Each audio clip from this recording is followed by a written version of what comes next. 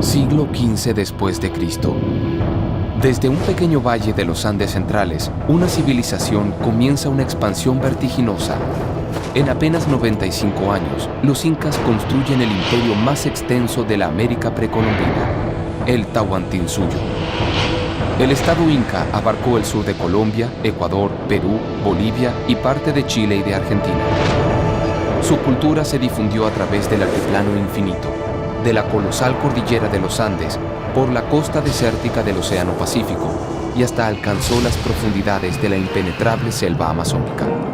Dominaron la navegación, la arquitectura megalítica, la astronomía y las matemáticas, la agricultura extensiva y la construcción de complejos sistemas de acueductos. ¿Cómo lograron los incas alcanzar tanto poder en menos de un siglo y transformar a la ciudad del Cusco en la capital de un imperio?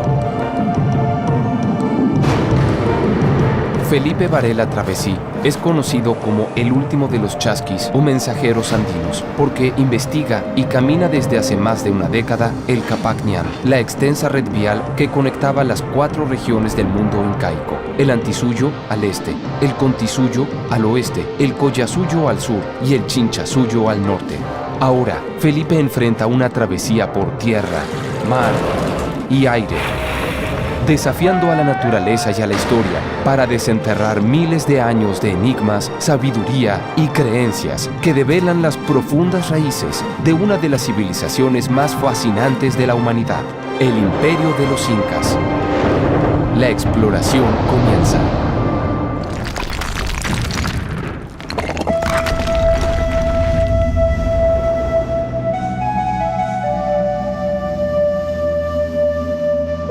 Descifrar la efímera gloria de los incas implica adentrarse en la cosmovisión milenaria de los pueblos sudamericanos. Según el mito andino de la creación, los primeros hombres surgieron en el lago Titicaca. También allí, los incas fijaron el lugar de su origen sagrado.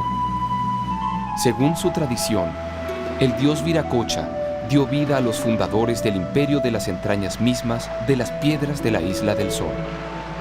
Jaya, hermano. Plata, buenos días. Un gusto estar aquí, estar en este puerto ancestral de Yampupata. Antiguamente aquí se partía durante el peregrinaje de los incas, y todavía más antes, para ir a la Isla del Sol, ¿no? El lugar más sagrado. Esta embarcación que vamos a subir y navegar por el lago Titicaca es igual a la que hacían nuestros ancestros. Exactamente, nosotros estamos manteniendo, y esto que ha sido transmitido de generación a generación. Juan Carlos Arratia pertenece a una de las últimas familias de armadores de barcos de Totora, capaces de transportar pesadas cargas a través del Titicaca. La embarcación es tan sencilla como sorprendente. Se compone de 5 cilindros prensados, de porosos juncos de Totora. Los 2 más grandes componen las mitades exteriores del barco y los 2 más pequeños delimitan los bordes superiores. El menor de los cilindros, oculto en el corazón del casco, mantiene unida la estructura y le otorga flexibilidad y resistencia. Las velas también eran de totora o de hilo de camélido. En uno de estos barcos iniciaron su peregrinar hacia el Cusco Manco Cápac y Mama Ocllo, la primera pareja real de los incas. La Isla del Sol es muy importante. Mama Ocllo y Manco Cápac salieron de aquí. ¿Qué es para ti la Isla del Sol? En la Isla del Sol nace, se podría decir, la cultura inca. Y vamos rumbo a lo que es la parte principal, donde estaban los incas. Chayapampa es donde nace el ser humano. Eso era para nuestros antepasados. En la parte norte de la Isla del Sol se conservan restos de antiquísimos templos incas, los sitios más sagrados del Tahuantinsuyo, para chamanes andinos como Adolfo Chambi, en el que la piedra y el hombre comparten un origen común. Acá nació el sol, el mundo, la luna. También la sabiduría, la ciencia ancestral ha nacido acá.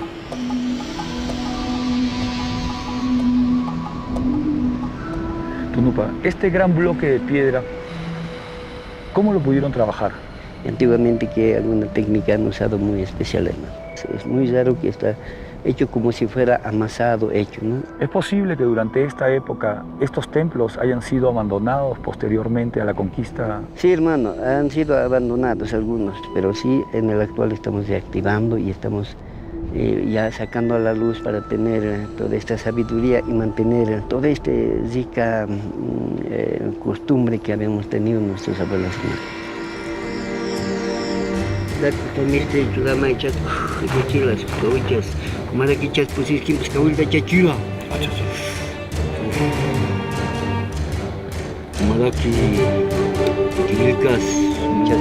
La Isla del Sol es el escenario donde la leyenda y la historia se funden.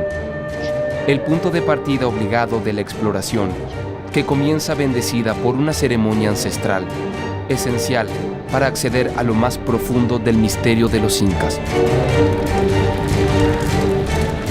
Hermano Chasqui, no tenga miedo al fuego, no tenga miedo al agua, no tengas miedo en el caminar. Todo tiene Dios, todo es sagrado. Los cóndores son nuestros hermanos, nuestros sapos, nuestros guardianes. Ay, ay, hermano. Ay, ay, hermano. Hermano Tunupa, gracias por su fuerza, gracias por esa energía que me da para iniciar este camino a lo largo del Tahuantinsuyo. Caminaremos unidos. Ay, ay, Ay, ay, Agilata. Asquiquipanay.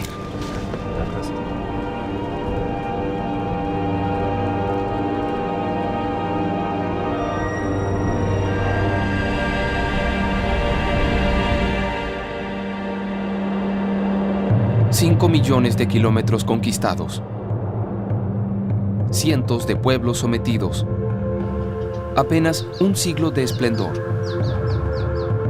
Si las pistas míticas de la civilización inca se encuentran en la Isla del Sol, las misteriosas fuentes de su avasallante poderío deben rastrearse en el Valle Sagrado, el corazón del Tahuantinsuyo. En las alturas del cañón del río Vilcamayo, los incas levantaron la más bella de sus ciudades, Machu Picchu. Fue construida por Pachacútec, el gran creador del estado inca, para lucir las riquezas y la sabiduría adquiridas en los 4 suyos. El arqueólogo Fernando Astete es el director del sitio y quien mejor conoce los secretos de Machu Picchu. Hola Fernando, ¿cómo estás? Ya estoy aquí en Machu Picchu. Qué bien, bienvenido a Machu Picchu. ¿Cómo estás? Fernando, Machu Picchu es el gran centro de interpretación de la arquitectura inca. Sí, efectivamente, aquí está consolidada todos los estilos arquitectónicos. Solo en Machu Picchu se puede encontrar esta variedad. Y los incas van a edificar la ciudad pensando siempre en las grandes deidades y en su cosmovisión. Somos un reflejo directo del cosmos y del universo. Somos eso. Y eso es lo que plantearon siempre los incas. Y así planificaron sus grandes ciudades. Enclavada a 2.400 metros de altura, la ciudadela de Machu Picchu está dividida en 3 grandes sectores. El barrio popular en la parte sur, los palacios de la nobleza y la zona de templos ceremoniales, que incluye la Intihuatana o Piedra Sagrada, el Templo de las 3 Ventanas y el Torreón o Templo del Sol, única construcción de muros redondeados de la ciudad. Ahora nos encontramos en el sector conocido como el Torreón, que tienen propuesto cuáles las observaciones astronómicas y también la parte religiosa, es decir, a la ventana que está en la parte superior, por esa ventana entraba la luz solar, indicaba que estábamos en el solsticio. Base de su ordenamiento y desarrollo también, tener fechas fijas y mediciones precisas. Necesariamente el uso de los calendarios es importante para poder administrar un estado tan grande con más de 2.000 kilómetros de longitud. Su diseño arquitectónico también nos muestra cómo se adaptaron los incas a la naturaleza y aprovecharon la roca madre y a partir de ahí construyeron un edificio o una arquitectura. Una arquitectura orgánica, es decir, se aprovecha la formación rocosa y sobre esta se edifica un ambiente de juntas muy estrechas, tanto horizontales y verticales, es decir, piedra con piedra. Estas no tienen una argamasa en la parte media. ¿Por qué tanto esfuerzo? A mayor esfuerzo, mayor calidad, y la función necesariamente tiene que ser religiosa o sacra. De todas las construcciones presentes en Machu Picchu, la más asombrosa es el Templo de las 3 Ventanas, construido sobre una inmensa plataforma de tierra artificial que domina la ciudad desde el centro del sector ceremonial. Aún es un misterio sin resolver cómo sus muros de enormes piedras irregulares calzan entre sí de manera perfecta, unidas solo por su propio peso.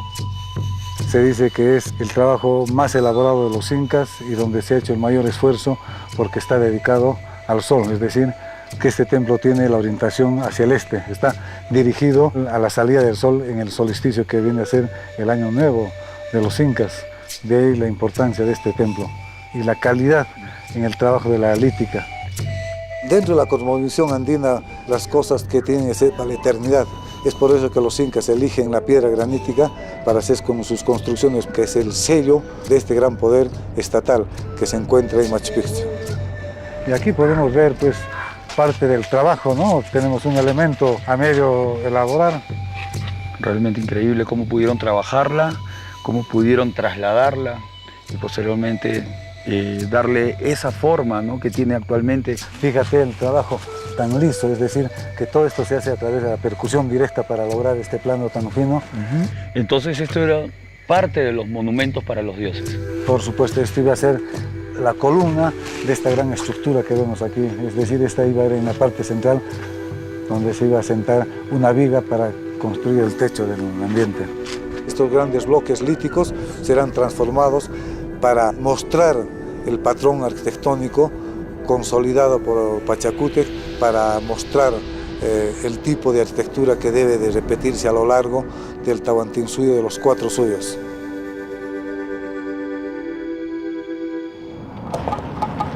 Para edificar los grandes templos del naciente estado inca, Pachacútec recurrió a los descendientes de Tiahuanaco, una civilización milenaria experta en arquitectura megalítica que dominó la región sur del imperio, el Collasuyo. La ciudad de Tiahuanaco aún asombra por la calidad de sus estructuras monumentales y esconde pistas que podrían descifrar los secretos de la avanzada ingeniería de los incas. Julio Intimaita Ramos es arquitecto y estudia las sorprendentes técnicas constructivas que los incas tomaron del Collasuyo. Cuentan que los incas obtuvieron aquí personal especializado para poder construir sus grandes fortalezas, sus centros ceremoniales. Sabemos, de acuerdo a las crónicas, que hubo parte de los incas que vinieron a recolectar gente experta en tallado, en construcción. ¿Y en qué años más o menos se desarrolla la cultura tiahuanaco? Desde los 1300 a.C. como época formativa hasta los 800 después de Cristo.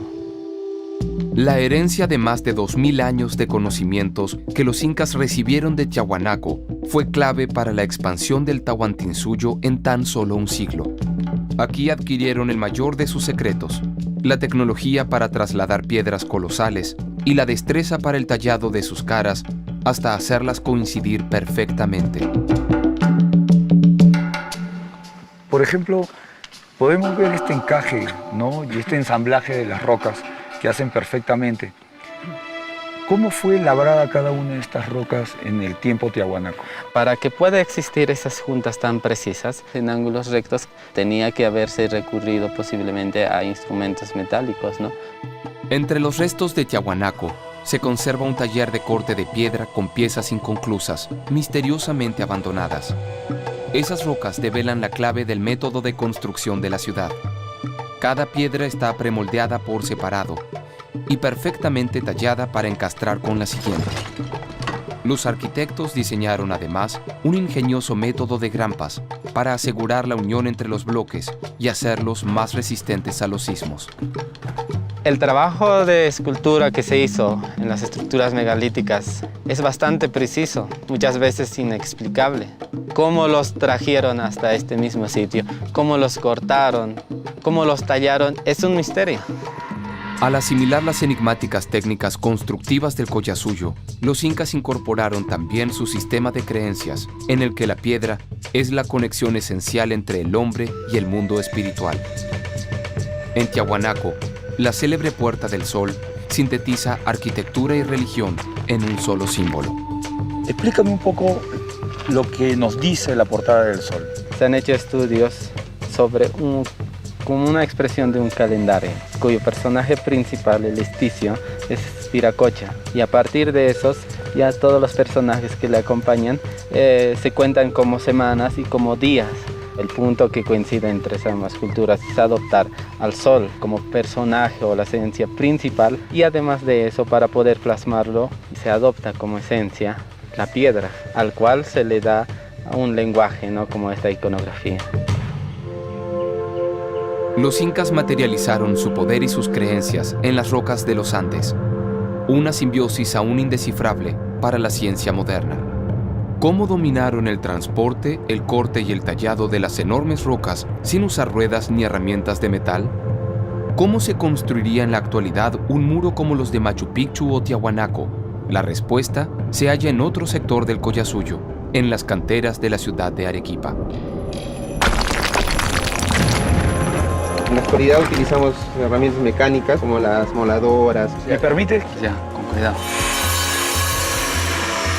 Un trabajo muy duro. Estas son las rocas más grandes que hemos visto en todo el Tahuantinsuyo, Vincent. ¿Desde dónde la trajeron? De esta montaña.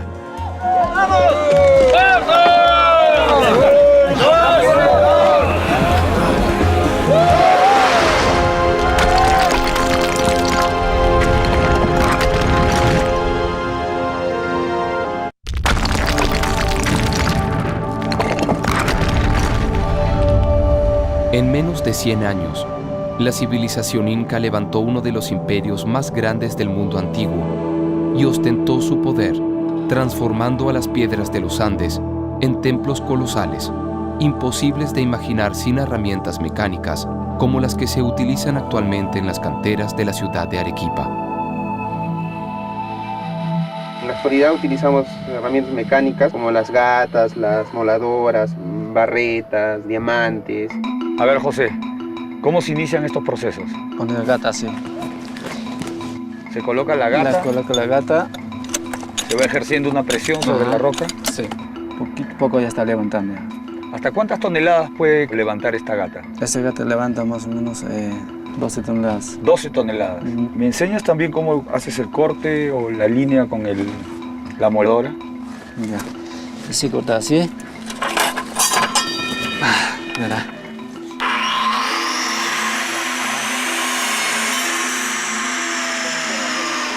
Una vez hecho el corte, ahí se coloca la cuña y se empieza a golpear para empezar a mover la roca. mover. Sí, ¿Me permite? Ya, con cuidado.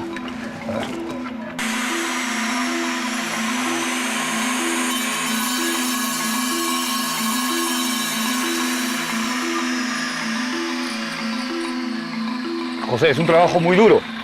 Sí, es duro, siempre así es, nosotros hacemos.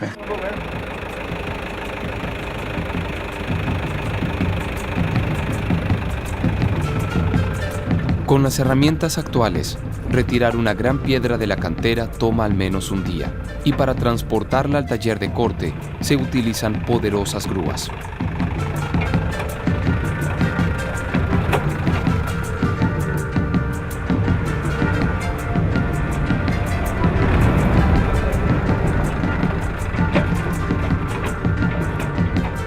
Ya tenemos el bloque de piedra aquí en el taller. ¿Qué procesos se tienen que realizar para poder empezar a trabajar esta piedra? Se va a trozar nuevamente la piedra para que esto quede en módulos de tal forma que pueda ingresar a la máquina y se pueda hacer los amarres que antiguamente se hacían, los amarres que hacían los incas. Esta es la máquina que filetea, que corta la piedra, puesto que la proporción del disco hace que al hacer el corte, toda la parte que ha cortado queda totalmente liso. ¿Qué fuerza tiene esta cuchilla? 15 caballos de fuerza. Es especial para piedras diamantadas. Perfecto. Entonces, vamos a hacerlo.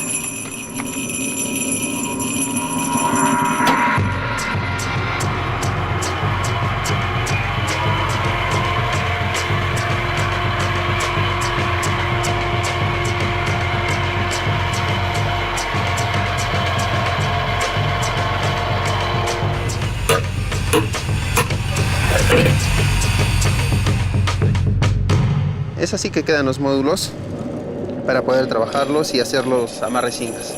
Mira, más o menos el dibujo que podemos hacer es algo así. Acá, aquí y acá. ¿Tú crees que vas a poder hacerlo como los incas? Claro.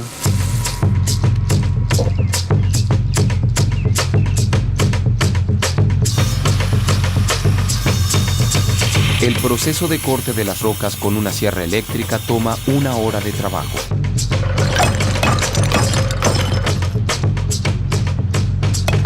Para el pulido se necesitan 30 minutos más y las 3 piedras están listas para comprobar el encastre. A ver, vamos a ver. Perfecta la piedra. Es a veces inexplicable, ¿no? Cómo ellos llegaron a trabajar este material. Yo, que trabajo bastante tiempo en esto, no sé qué haría sin las herramientas mecánicas, ¿no? Efectivamente, creo que comprobamos que los incas tenían una alta tecnología en arquitectura, en construcción y Claro. utilización de la piedra. Sobre todo en acabados, ¿no? En este tipo de materiales, que le dan una belleza y una vida, ¿no? A este material. Al comparar los métodos incas de construcción con la tecnología actual, el enigma se agiganta. ¿Cómo cortaron, transportaron y tallaron bloques de granito de varias toneladas? A 40 kilómetros de Machu Picchu, en el Valle Sagrado de los Incas, los muros de la fortaleza de Ollantaytambo desafían incluso a las herramientas modernas, y el arquitecto Vincent Lee, después de décadas de investigación, aún se maravilla de la perfección inca. Aquí tenemos uno de mis favoritas. Este es perfecto. Es arquitectura megalítico perfecto. Impresionante. Impresionante. Estas rocas hay muchas toneladas, ¿ya? Pero uniones son perfectos. Ollantaytambo es un sitio muy interesante porque me parece que es en construcción cuando está abandonado. Y por esa razón hay muchas evidencias de los métodos usados por los incas para cortar, para hacer uniones entre las rocas grandes. Mire, señor, increíble. Pequeñito Sí, detalle. Sí, y esto es perfecto. Ollantaytambo fue el último punto de defensa contra el avance de los españoles en el Valle Sagrado de los Incas. Tras su caída, la ciudad fue destruida por el invasor, pero 6 gigantescos monolitos de pórfido rojo sobrevivieron hasta el presente. Se los conoce como el Templo del Sol. Y la mayor de las moles de piedra tiene una altura de 4 metros, 2 de ancho y otros 2 de profundidad. Estas son las rocas más grandes que hemos visto en todo el Tahuantinsuyo, Vincent. Pesa más o menos 52 toneladas. ¿Desde dónde la trajeron? Pues, de allá, de esta montaña. La cantera está allá, muy arriba. Y para trasladarlas tuvieron que tener una técnica especial. Exactamente. Y la rampa dice un otro método de transportar. Vamos a ver. Vamos a ver. A un costado del Templo del Sol, una estrecha rampa desciende hacia el valle del río Vilcamayo.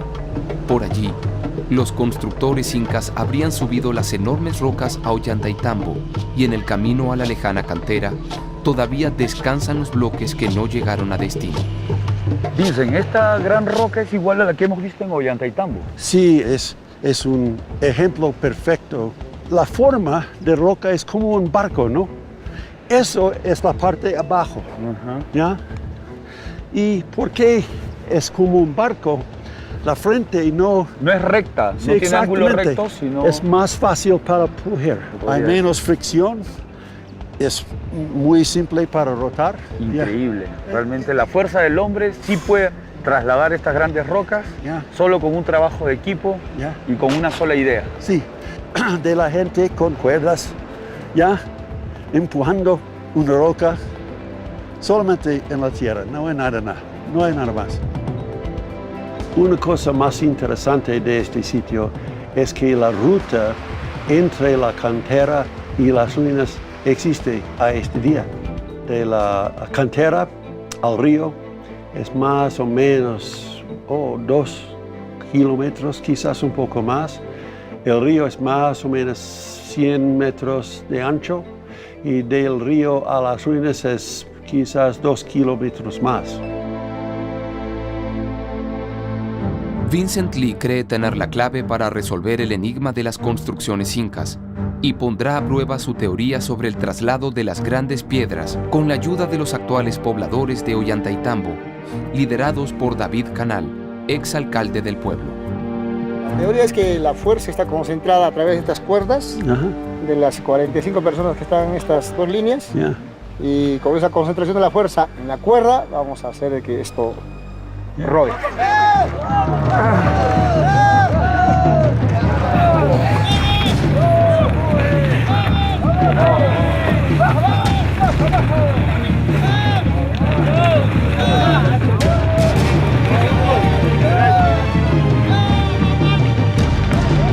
Trasladar uno de los grandes bloques del Templo del Sol implicó la fuerza de 520 hombres, y luego de descender desde la cantera para llegar a Ollantaytambo, los incas debían acarrear las piedras a través del río Vilcamayo. Te dejo mi sombrero, Vincent, por favor. Es un tesoro grande. Por favor, te encargo mi sombrero, me lo das al otro lado. Con mucho cuidado, señor. Gracias.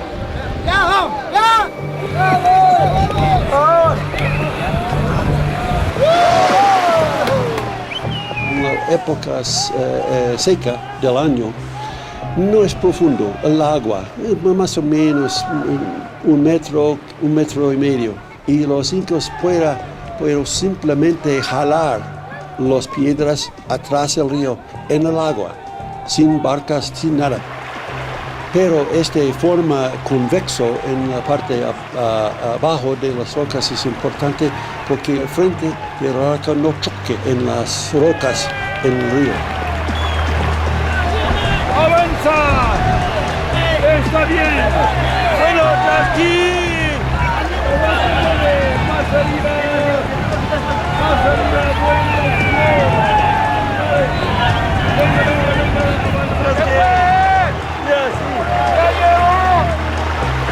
¡Viene la roca! ¡Venga! ¡Avanzamos! ¡Avanzamos! ¡Muy bien!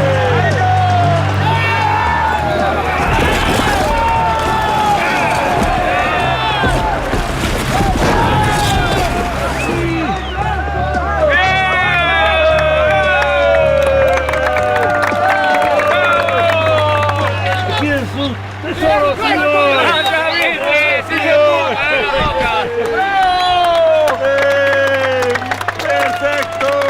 ¡Perfecto, amigo!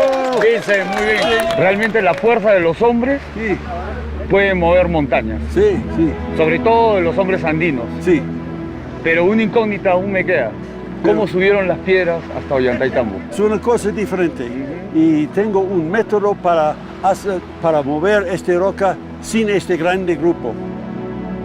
El traslado de las enormes piedras es una prueba del ingenio y de la organización del Estado Inca. Pero aún no existe una explicación sobre cómo lograron elevarlas hasta los empinados sitios de construcción en lo alto de los Andes. Un dispositivo diseñado por el arquitecto Vincent Lee podría ser la solución de este misterio milenario.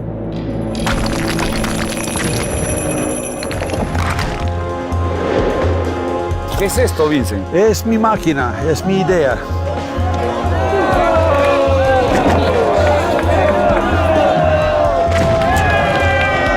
Ahora, la parte más fácil.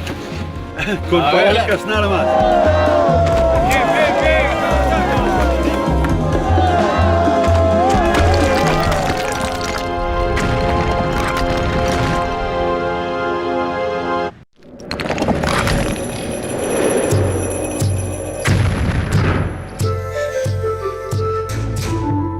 Los incas fueron los grandes maestros de América en construcciones megalíticas.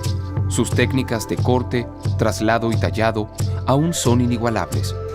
El arquitecto Vincent Lee estudió en detalle las piedras inacabadas de los incas y dedujo cómo pudieron haberlas arrastrado a lo largo de grandes distancias, tiradas por cientos de hombres. Pero a la hora de explicar cómo lograron subir los bloques hasta la cima de las montañas del Valle Sagrado, la fuerza humana es insuficiente. Mire, la primera parte no es muy pendiente, ¿no?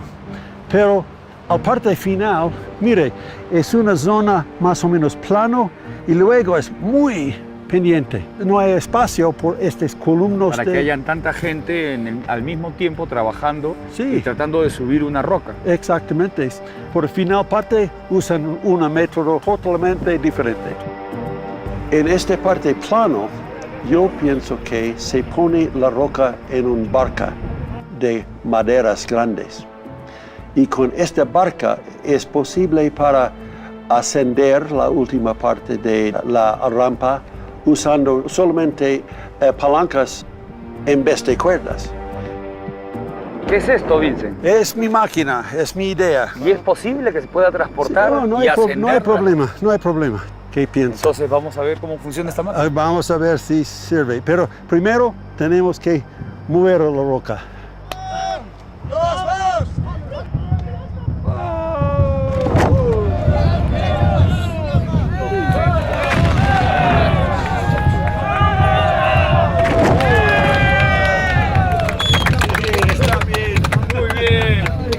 Ahora rotamos. Ahora hay que girar. Sí.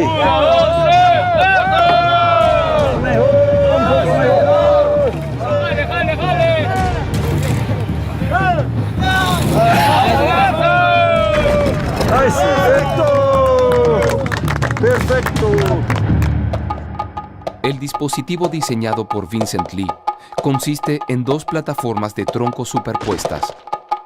La roca es colocada en el centro de la parte superior y es posible mover la estructura por la fuerza coordinada de palancas de madera que calzan en los costados de las dos plataformas.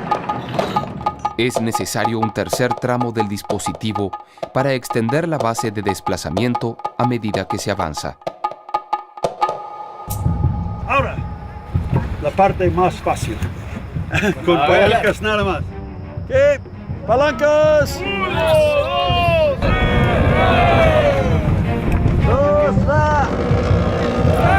Bien, está avanzando. Un poco más difícil ahora, pero vamos a palancar. ¿Estamos listos? 1, 2 y 3.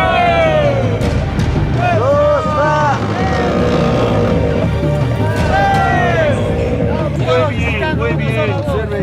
Es la parte más pendiente. ¡Vamos!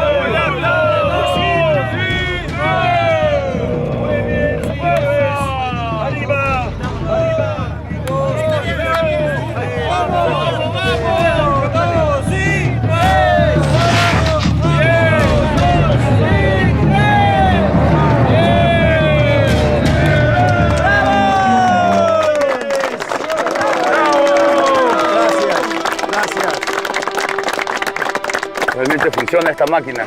Pero lo que yo no entiendo exactamente es cómo pudieron calzar cada una de las piedras que conforman la arquitectura inca.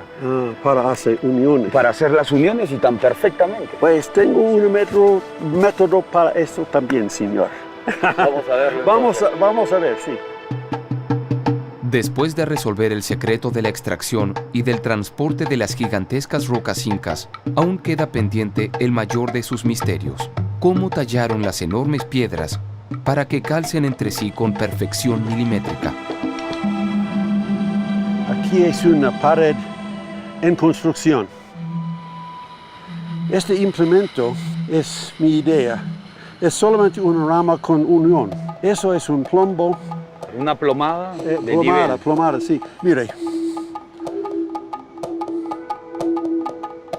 Usan un ángulo más o menos 45 grados. Lo principal es mantener la línea de la plomada. Y con eso es posible para duplicar abajo y atrás.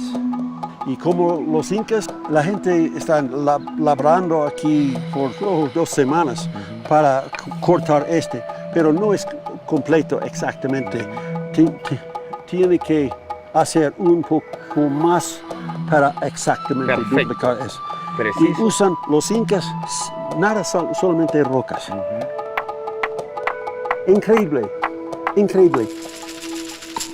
Según la teoría de Vincent Lee, los incas daban a cada roca su forma definitiva antes de ser agregada a un muro. Luego suspendían la pieza con troncos sobre el espacio que iba a ocupar en la pared para poder copiar su perfil a las piedras linderas con el scribe o transportador, un sencillo instrumento compuesto de una rama doble y una plomada que aseguraba precisión en el tallado. Una vez que las caras coincidían perfectamente, desmontaban los soportes y la roca ocupaba su posición final. El método se aplicaba una sola vez y no había margen de error debido al inmenso peso de los bloques.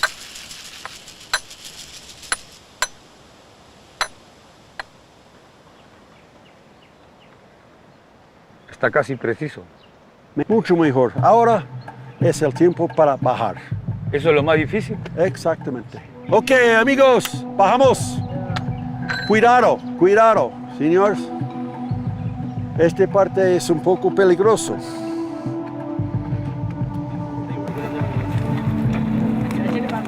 ...500 kilos colocados casi con precisión por 5 personas. Realmente increíble. Y es difícil. Muy difícil. Sí es. 20 toneladas es más difícil. No queremos problemas. Cuidado, cuidado. Cuidado. Ya. Cuidado, cuidado. Está bien, está bien. Más abajo, más abajo. Poco más, poco más. Exacto. Calzó perfecta, Vincent. No es Inca, pero es cerquita. Es mi método, señor. Muy bien, Vincent. Mis ideas son teorías, nada más. Nadie sabe los métodos usados por los incas, pero me parece que los resultados son maravillosos. La increíble perfección de los muros incas se trasladó también al diseño de sus edificaciones y resolvieron otro desafío imposible: adaptar sus construcciones a los escarpados desniveles de los Andes. Tambomachay fue el centro de adoración al agua más importante del imperio, y Freddy Salinas, especialista en tecnología andina, asegura conocer cómo los incas pudieron alcanzar tanta precisión en la nivelación exacta de los acueductos del templo. Hola, Freddy. Hola. ¿Cómo estás? Gran Chasqui, allí ya Chubaujei, Maimantan Amonque. Ahí, Tambomachay. Allí, ¿Qué podemos comprobar aquí? que los dos recipientes se van a llenar igual al mismo tiempo. ¿Qué significa eso? Que hay un mismo nivel y una misma frecuencia de agua. Así es. ¿Qué hacemos? A ver, vamos a sincronizar el tiempo para poner los dos al mismo tiempo el agua. Perfecto. 1, 2, 3.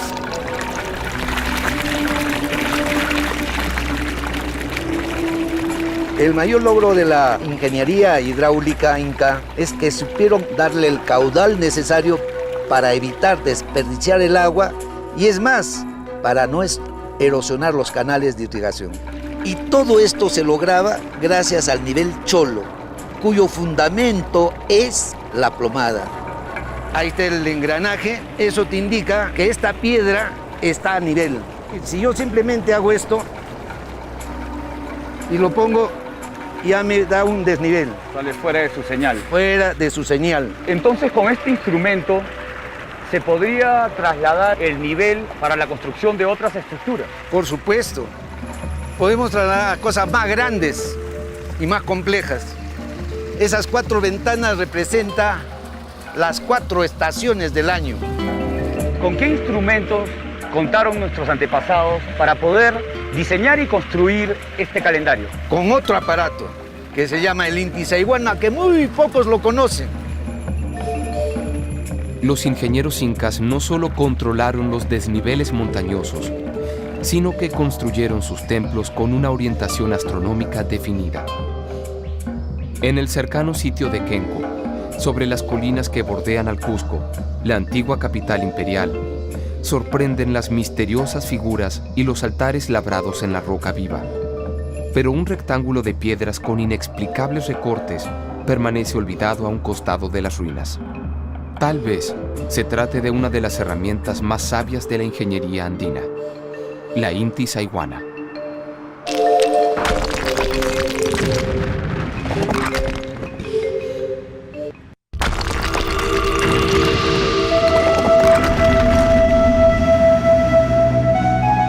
Al tallar las enormes piedras y modelar los increíbles muros de sus templos, los incas dejaban testimonio de su poder absoluto. Cada construcción estaba perfectamente alineada con respecto al cosmos al cual pretendían emular. En observatorios sagrados como el de Kenko, cercano al Cusco, se habrían establecido los parámetros astronómicos para orientar templos, ciudades y hasta el propio imperio, con un instrumento de medición casi olvidado, la intisayhuana. Con esta herramienta andina, el hombre logró controlar el gran imperio de los incas. ¿Para qué servía específicamente? Este aparato tiene como fundamento la ubicación de la Tierra en el espacio. El año andino empezaba así.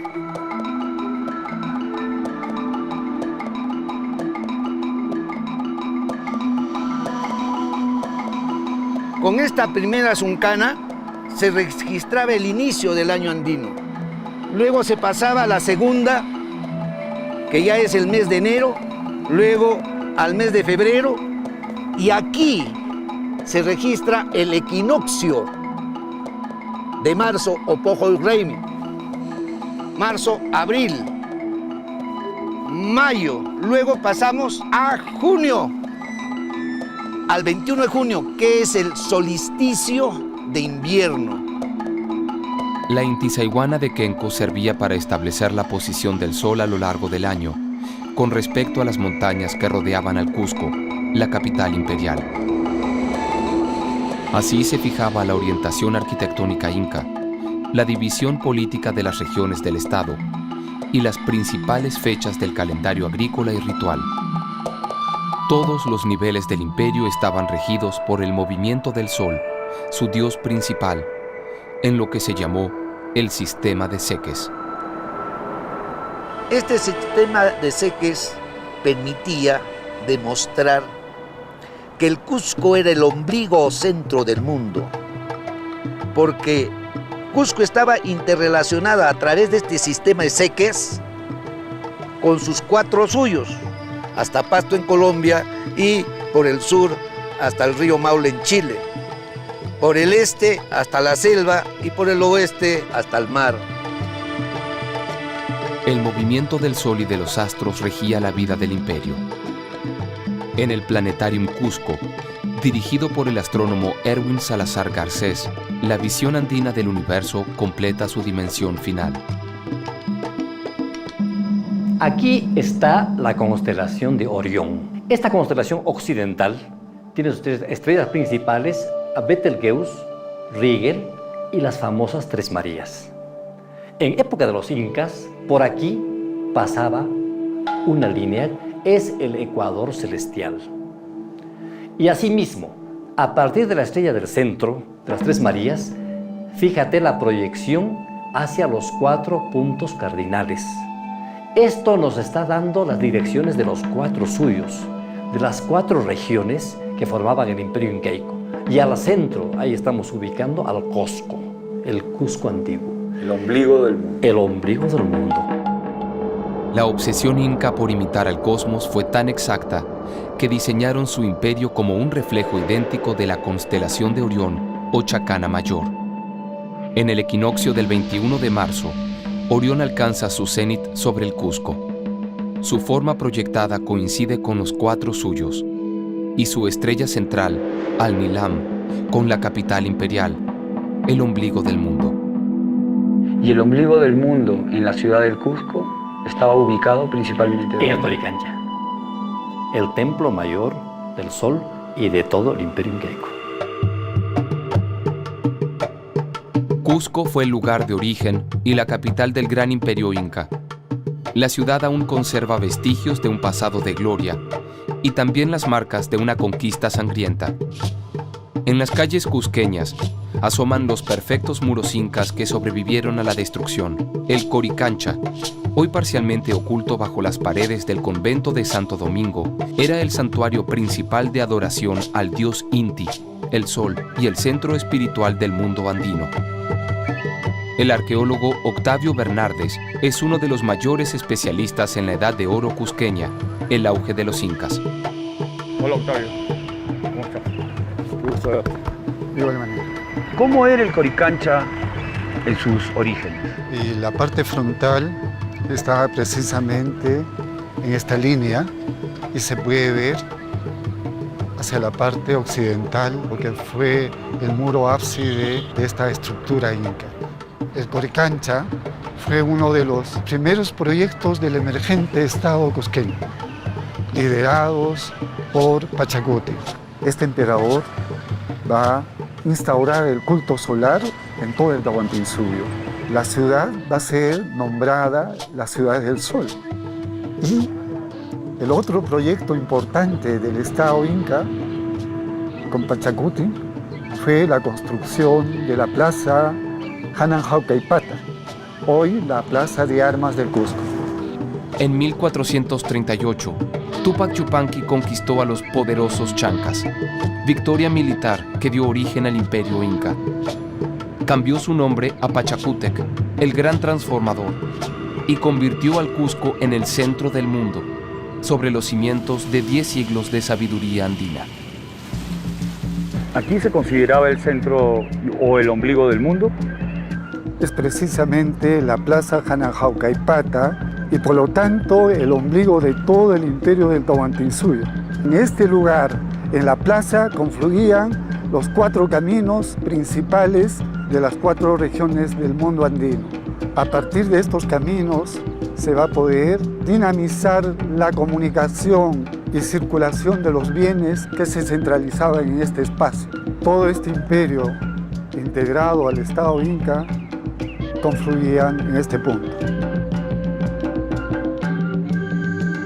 Para conectar física y simbólicamente las 4 regiones del imperio, los soberanos incas aprovecharon las bases de una enorme red vial y de extraños caminos rituales dejados por los nazcas, paracas y huaris, las grandes civilizaciones que les precedieron en el Contisuyo, el sector oeste del incanato.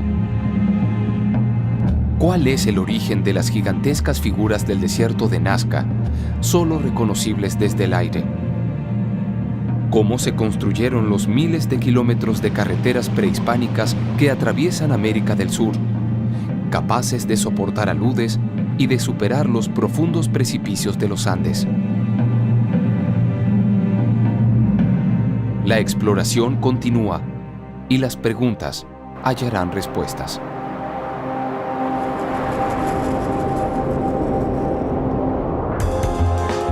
Hay muchas interpretaciones sobre el por qué y para qué se hicieron las líneas de Nazca. Algunos puntos que hay en la araña tienen que ver con los puntos que tiene Orión. Se va a hacer un diseño de un camelio con las mismas técnicas que utilizaban los nazcas para diseñar sus líneas.